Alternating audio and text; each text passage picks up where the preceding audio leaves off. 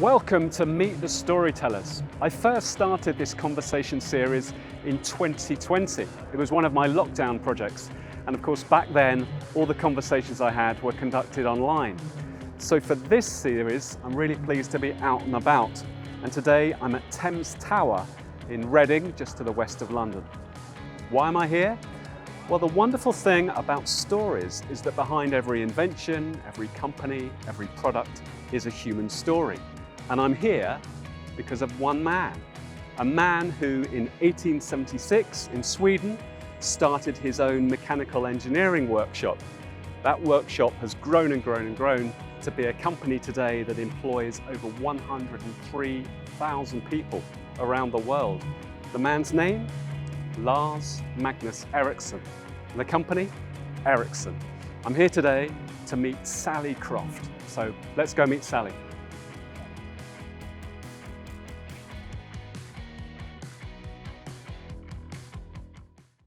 So Sally, lovely to be with you today. Thank you for hosting us here to talk about our favourite subject, storytelling. And you know what I thought? I never asked you this, but where did it all start for you? You know, as a young girl, were you lost in books, lost in stories? Do you remember? Just take me back to Sally as a young girl and where stories started sparking your interest.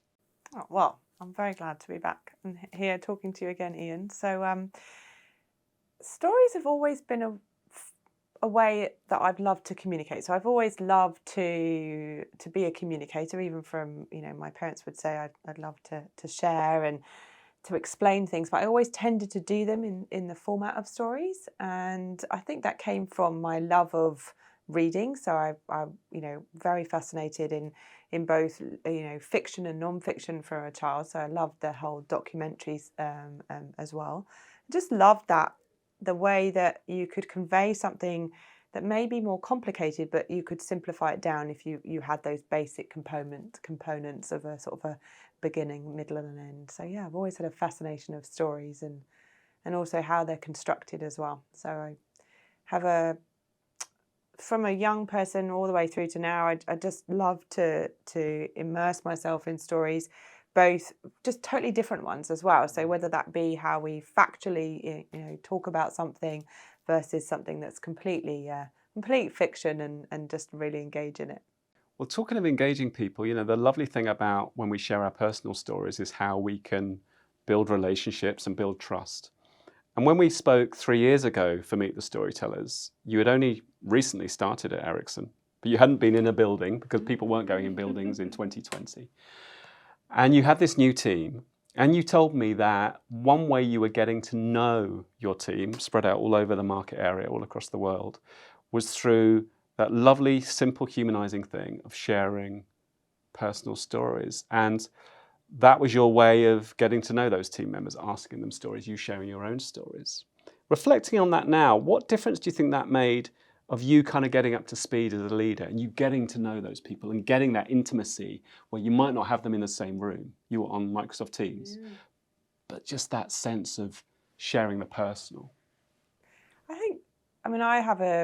I work in a region across 100 countries, so actually it's slightly more than 100 countries, and I have leaders in 8 countries, and that spans from Mexico, Brazil, France, Germany, Italy, into Europe, etc.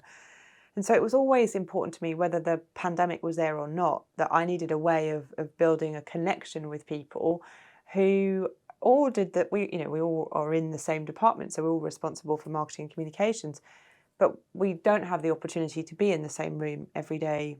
And we definitely couldn't back then because of the pandemic, but even now we don't. So how we connect through stories and how we share personal stories, but in a professional context. Mm-hmm. So, and I think that's the difference, because often when people think of a personal story, they think, it's all about, what did we do at the weekend, that kind of thing. And of course we do that, like all teams do that. But what we tend to do is we will have a professional topic that we want to talk about, but we can bring in examples of what that means to me or to them.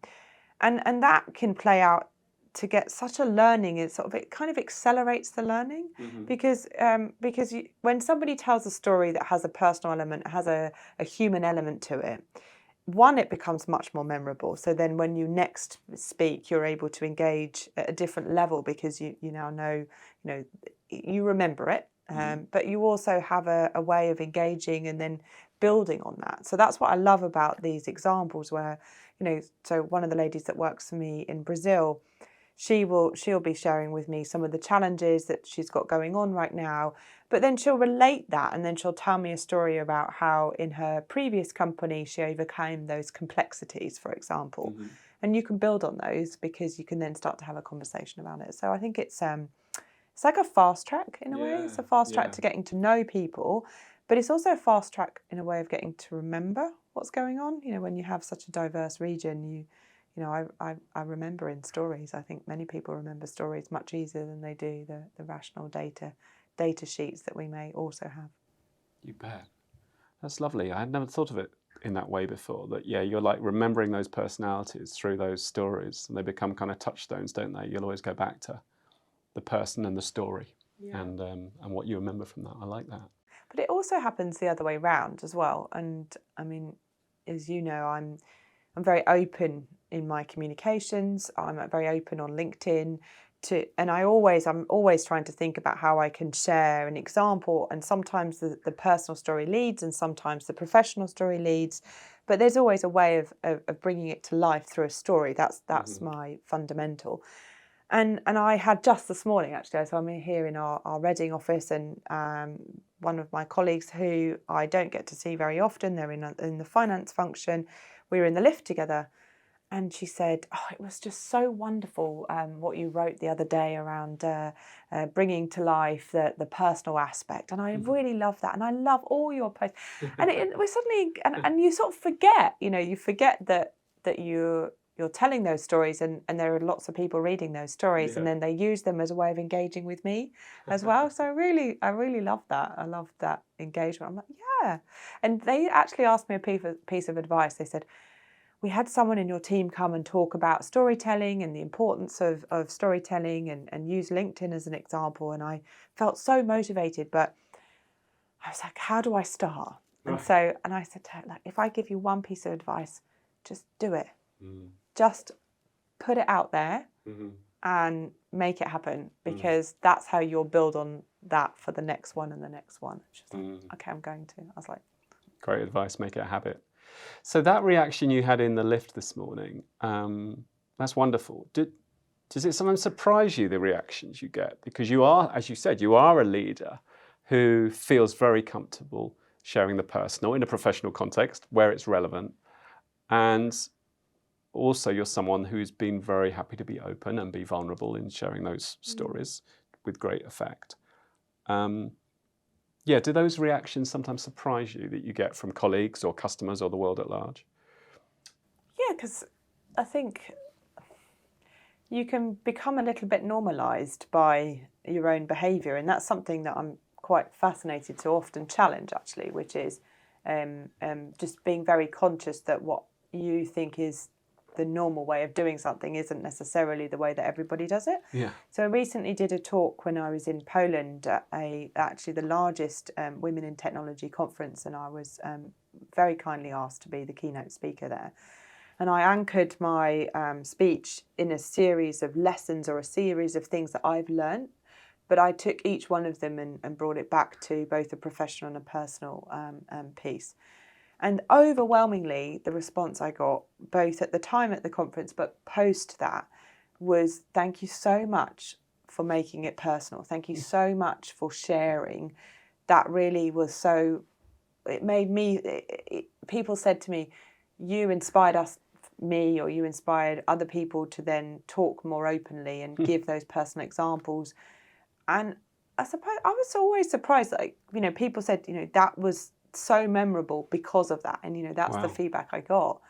And I just would encourage people to, there's always different levels of which you'll be prepared and comfortable to share, and I completely get that different people have different ways of boundaries and the things that they want to do, but I think some people have said to me, that they don't necessarily always think it's relevant. Mm-hmm. And I think that's the bit I'd love to challenge, which is the relevance of storytelling when it comes to including those personal and those human examples. Yeah. I think often in business, people are afraid that they will not be seen as being credible or relevant. Mm-hmm. And I think the reaction I have constantly, both to social posts or speeches that I give, is that they're absolutely relevant, and it's the ones that people remember. Yeah. So, and if you think about a message that you want to communicate, whatever the topic is, you know, the likelihood is you're doing it because you want people to remember or to take action. And if you can use these real life examples, people can relate to them. Mm. And they either relate to them because they've never heard of them, or they relate to them because they've been through something similar themselves. Yeah. And that's the reaction that I find always quite fascinating.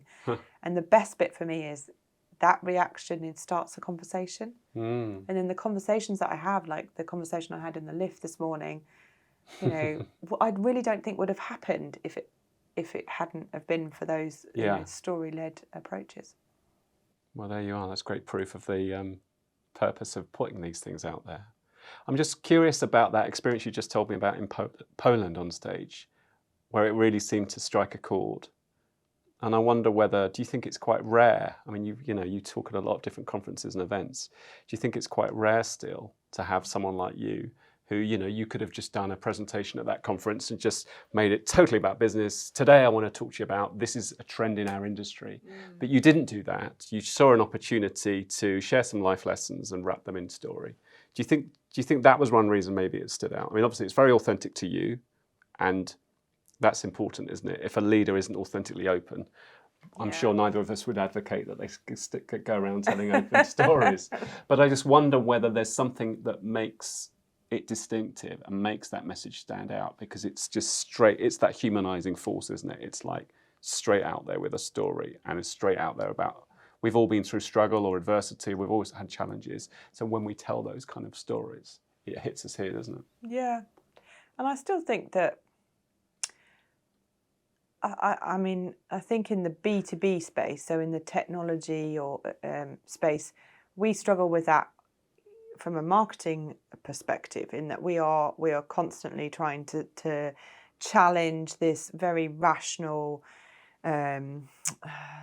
dry type of activity that businesses tend to do to other businesses. Mm-hmm. And, I've spoken about that for years around humanizing, and really, ultimately we're talking to people. And this is the same.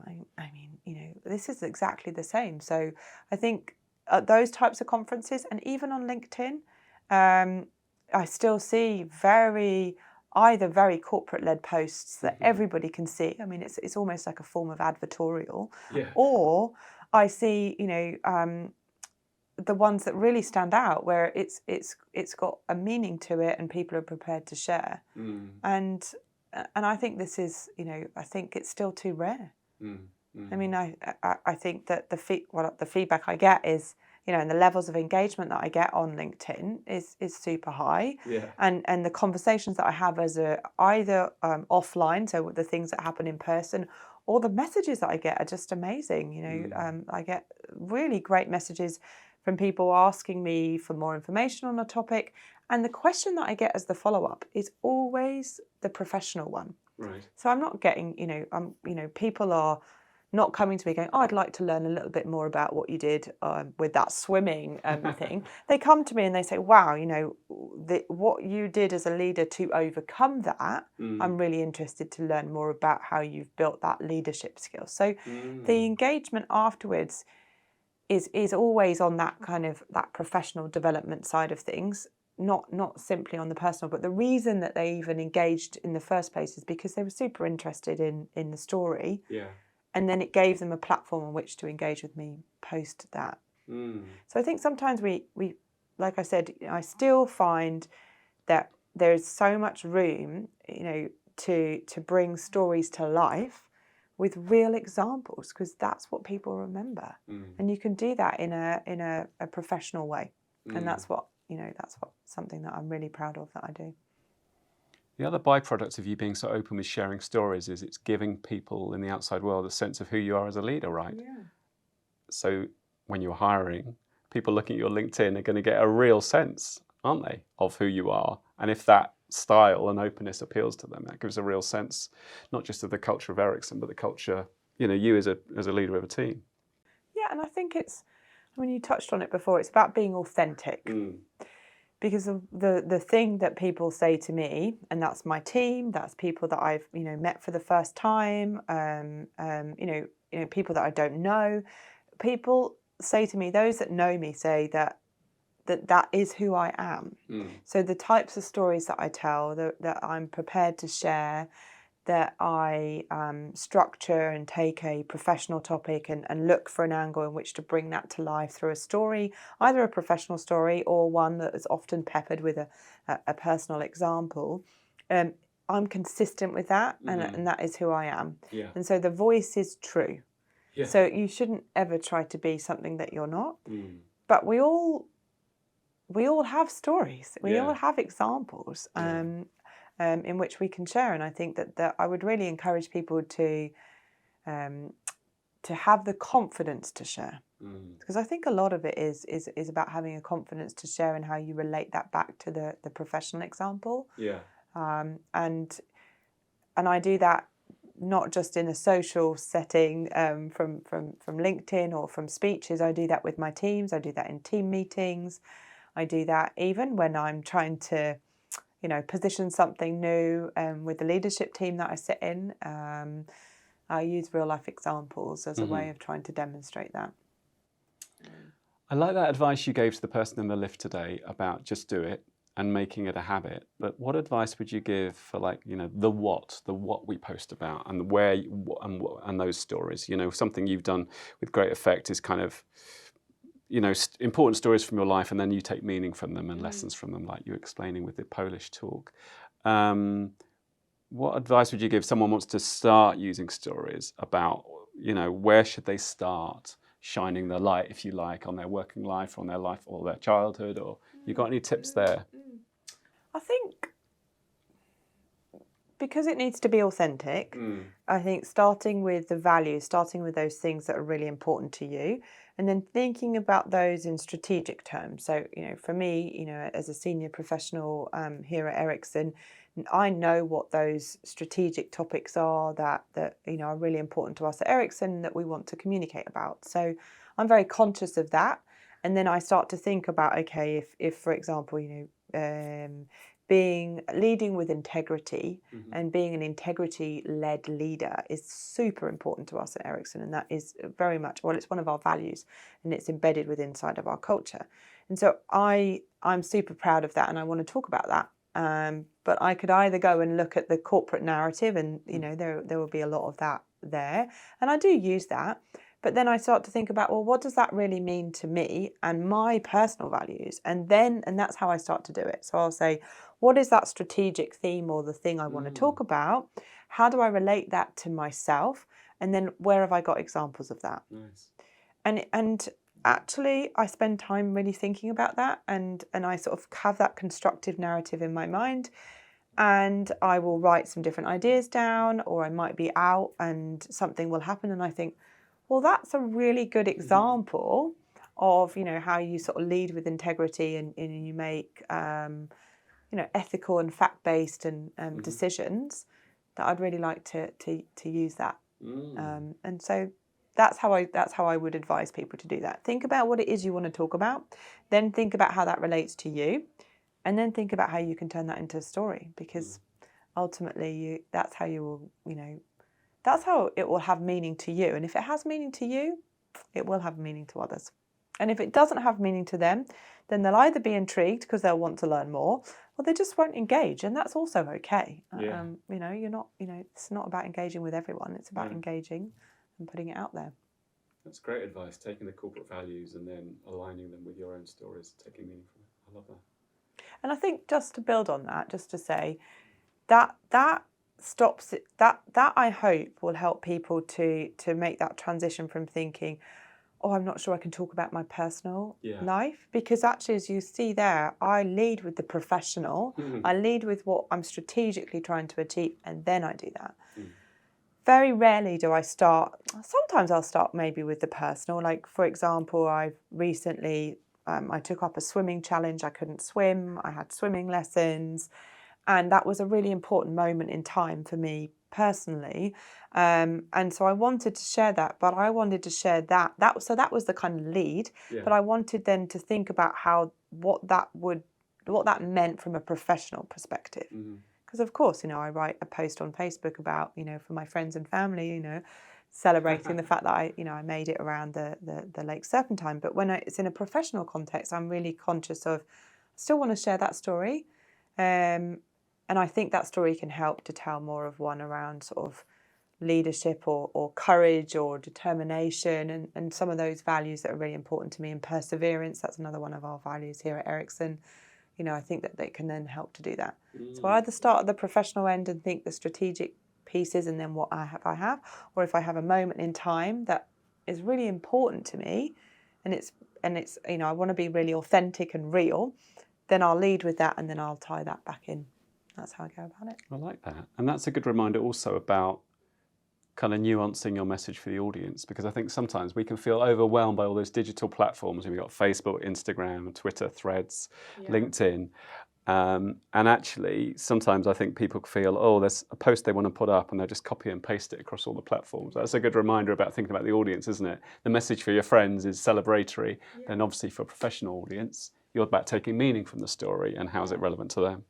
And then that helps, because then, it just, I work in this large region and building relationships, going back to your very first question, those relationships are built on a set of, human values. That's how we, build our relationships.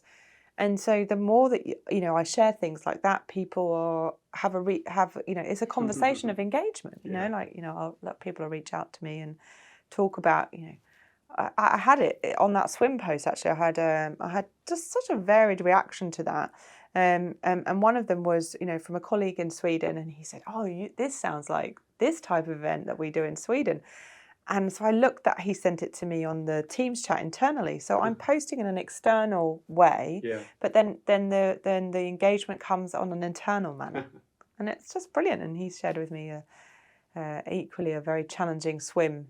But the big difference on that swim and the one I did was about 6 degrees of water temperature. And let me tell you, I am a fair weather warm swimmer. This was, I think there was 15 degrees of water temperature and I was swimming at like 20, 21. So. Okay, you might not do the Sweden one. No, I'll be there cheering them on. That's great that, you're revealing who you are as a person, aren't you? And you kind of, it's that humanizing thing of whether it's a colleague here or outside, they're not just thinking of you as Sally Croft and your job title, they're thinking of, oh, she's the swimmer and all those kind of things. So I love that. So here we are at Ericsson, this huge global corporation, innovating, game-changing technology around telecommunications, 5G, 6G, all these other things, integrating new technologies. And obviously, a lot of those products and services, digital products and services, are by their very nature quite abstract, 5G. What is your kind of belief around the power of stories, just making some of those products and services more gettable, through story? What is your vision and belief for how you do that? Well, firstly, here in the part of Ericsson that I work in, so I'm in a region, so I'm in the market area which is Europe and LATAM, and so we're responsible for all of the customer engagement, and that's both from a sales perspective but also from a delivery perspective as well. So how we work from a marketing and communications to engage our customers is the primary purpose, if you like, of the function. So thinking about how we engage and drive customer engagement, but also, I'm responsible for all of the employee communications. So how do we drive ultimately employee engagement so that we can have even better customer engagement?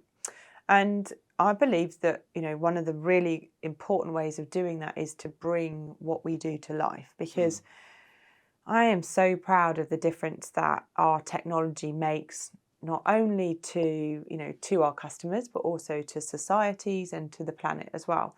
And the best way for our employees to understand the difference that our technology makes, and the best way for our customers to do that, is to see and to learn and to listen to that in action. So one of the recent programs that we have here is called Trailblazers. And we've been running the Trailblazers program now for nearly a couple of years, actually, where we look for wonderful examples of businesses or tech leaders out in the market who are taking 5G and really driving innovation through that. And there's a wonderful example of work that's happening in Sherwood Forest, or there's some wonderful examples of work happening out in Sweden through some technology advancements that we've got with an ice hockey team out there, or we've got some brilliant examples going out in LATAM and a remote village, and how we connected a remote village. And the more that we can tell those as stories and bring them to life, the more that people can engage with them, and then they themselves can think about how the technology can help them. So keeping it, and don't get me wrong, there is absolutely a place, and we're very much involved in that data-led conversations. Our customers don't engage in our technology without really truly understanding the difference that it can make. And that plays an important part of the discussion. But there's also that piece where we're about inspiring people and energizing people about the difference that it can make. So that's where we really dial up the storytelling and really bringing it to life through examples, because we all learn when we can see and hear the difference that something has had. So, for example, this wonderful story out in Costa Rica. So how did we work with one of our customers so that they could work to really connect this remote village? So this village, totally remote, completely without connectivity, and how it can be transformed by having connectivity in this remote village, not only so the very basic needs of communications could be met, so people could, connect with each other, but connect with the outside world. From a education perspective, how did the schools become connected? From a commerce perspective, how did those local people connect with tourists when they came, so they were able to have, fast payment, so not everything needed to be in cash. The examples are so rich. And we've really sort of changed that from being a really rational conversation into being one more of an emotional connection. And we did that through the power of storytelling. I love that. It's that old thing, isn't it? Don't tell the story about the technology, tell it about what the technology does. I look back to the conversation we had 3 years ago, and you made this really nice point that you said stories aren't just about the things that have happened in the past. We use stories to talk about the things we're going to do in the future. And I thought, that's nice. But what does that look like? Because I can see, all the things you've just been talking about. Here are some real life use cases around the globe where you can shine a light and tell a story. But what does that look like about telling stories about things that are going to happen in the future? I think it's interesting. You remind me that I said that, actually, because it's probably even more relevant for us now, because in technology, and I use an example so I previously worked at Vodafone, and when I joined Vodafone, we were just launching 4G into the business sector. And what we needed to do is to really inspire businesses to engage with Vodafone to buy either a 4G ready device or a 4G SIM, as it was at the time. But we needed to do that in a way that inspired them to take that action without necessarily all of the proof points. And that is as relevant as it is today. We've got some really good examples on 5G, but we need to continue to build those, and we will continue to build those with our customers. And so we need to be really using the power of storytelling to inspire people. So one of the things that we talk quite a bit about internally is, what are those moments in time?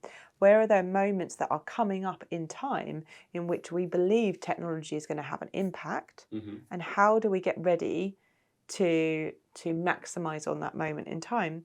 And one of the things that you need to do is to really, when you work for a large organisation, or possibly even a small organisation, actually, you need to engage with the people that you work alongside of, and you need to inspire them into action. And you do that through a series of stories. So you say, can you imagine a time when this could be the case? Or why don't we think about how, when this happens, we may look to really show up in this particular way? And And we think about that in terms of forward planning, but we also think about it in the way of engaging and exciting our people internally as well. So we think about how we tell our stories so that we can simplify what the future could look like and really drive engagement as well. So it's as much relevant today as it was when I first talked to you about it. Yeah, well, that's good to know. Helpful to kind of look forward. One thing I wanted to ask you is, we're used to thinking about stories in organisational life, stories about good things that have happened. We've hired this person, we've done really well, here's a new partnership with a customer, here's a new product. But of course, especially in recent years, organisations have had to navigate difficult times, pandemic, economic challenges, closing down offices, laying people off. And I know that's very different territory. I just wonder what your take is on what storytelling looks like because there's an opportunity to tell stories around those things, but they aren't things that we can go, here's something good. These are things that are challenging. How can we use stories for the not so good news to kind of humanize those messages? I think there's two things that I would say about that. One is we can tell stories about things that haven't gone well. So, and I think that's really important, because if we want to keep, from a tech perspective, we're pushing the boundaries, we're experimenting, we're looking at new ways of approaching things, then we have to accept that we have to basically fail fast. We have to learn lessons from the things that don't go well. And we're, as a company, we really adopting that experimental mindset. But to be truly experimental, you have to accept that it's not always going to work out. So we tell stories about the time in which we did this and it didn't work out. And then I think the more that you can do that, and you can expose, if you like, or shine a light on something that you tried but it didn't work, will help for people to learn from. So that's the first thing I'd say. And then the second thing is I talk about ethical decision making. And when we talk about ethical decision making, I have used some examples in the past where I have seen that not work well. Right. And shining a light in a very, as I do in all of the stories actually, so not all of this, I do that in a way that says we have to learn from what's happened to be able to be better in the future. And the great way to learn is to have a story about something that didn't go so well. So we use stories in that way.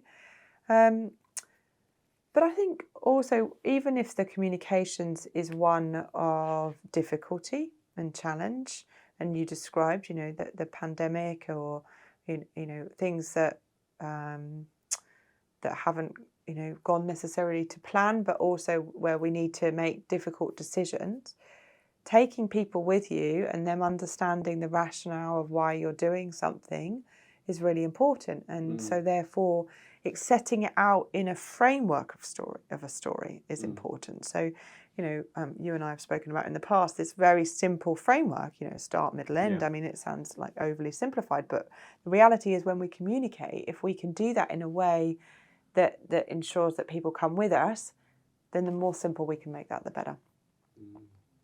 And really setting that up for not just the ones that we celebrate, but the ones that haven't gone so well, or the difficult conversations that we need to have. We need to make sure that we're still engaging with people. And I'm talking internally, but I think externally,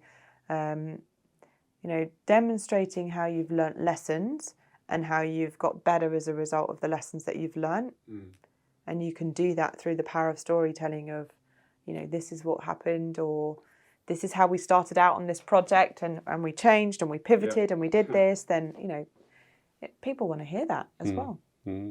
Fascinating. Well, I've really enjoyed this conversation. Finally, I just want to know, I know you're such an advocate for stories, and just give us a glimmer of how that feels in terms of just day to day of storytelling being part of your leadership, and how you show up here at Ericsson as a leader. I live and breathe stories. So like from my family perspective, they'll tell you I tend to, whatever I'm doing, I can almost see a story in something, and I'll think about how I can weave that in. And and I love to take pictures. And I mean, I'm not a good photographer. I leave that to my husband, who is a professional photographer, to do that. But I'll take pictures because they'll remind me of that moment that then helps and aids me to tell a story. So it's not something I do in my corporate life and don't do in my personal life. It is, constantly. I'm always thinking like that. But secondly, and then how that shows up. I have a very a large team that, as I said, I don't necessarily get to see in person. I mean, it's wonderful to be in the office today, and there's many people in today, so that's lovely. But they have a glimpse and an insight into me that means that they can engage with me at all levels. We'll have a business conversation, and then we can switch that to have a more of a professional, personal conversation, and I bring my whole self. So as I said to you before, people don't see one version of me and then see a different version of me. There is only one, and that's how I present myself, both internally and externally. Well, the one thing I'd say is that the more that you do this, I guarantee you other people do it back. You won't be alone. You'll start a movement. You start talking in stories, you start sharing more about your personal examples, you will hear it back. You will hear these different examples, and your life will become richer because you'll learn so much more about the people you work with or the people you just meet. Yeah. Oh, I love that. Thank you for sharing the one and only Sally Croft with us today. Oh, Cheers. Thank you so Thanks much a lot. for having me. Thank you.